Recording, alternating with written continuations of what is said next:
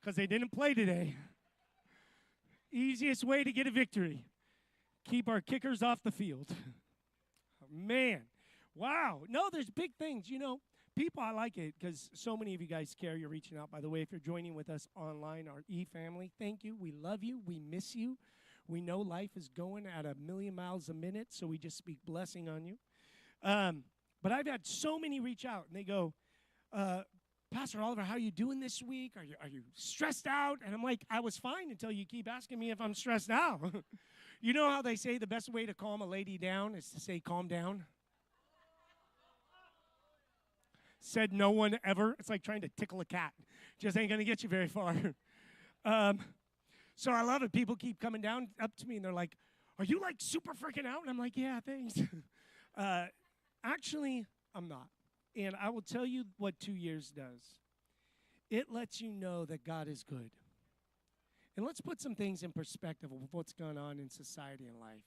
The least important thing is, right now, just Tuesday, what's more important is who we are today. And I've said it a lot. God, when we ask why, God asks who. Who are you going to be?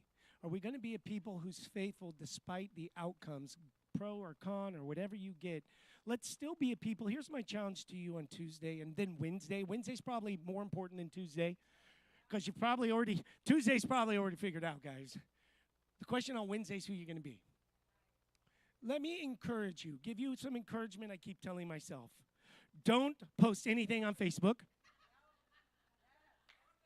Turn to somebody, say, don't post anything on Facebook. All right. You're already in trouble. You've already got it scheduled. In fact, if you really want to get dangerous, delete Facebook.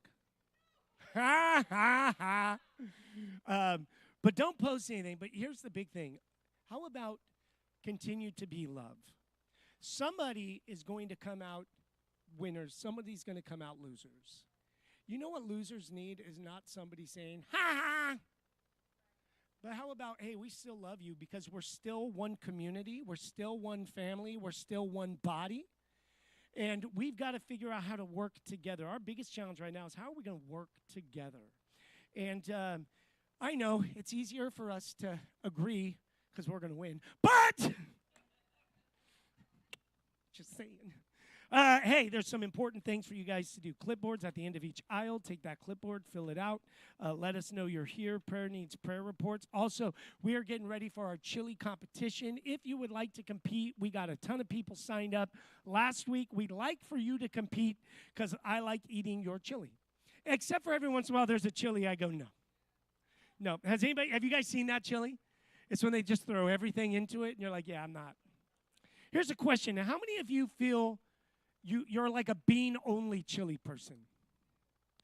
How many of you are a meat-only chili person? Oh. How many of you think there should be no veggies in chili? Okay. How many of you feel like you like the all-vegetarian chili? Oh. Have any of you guys had like one of those white chilies? Dude, those are good too. That's great.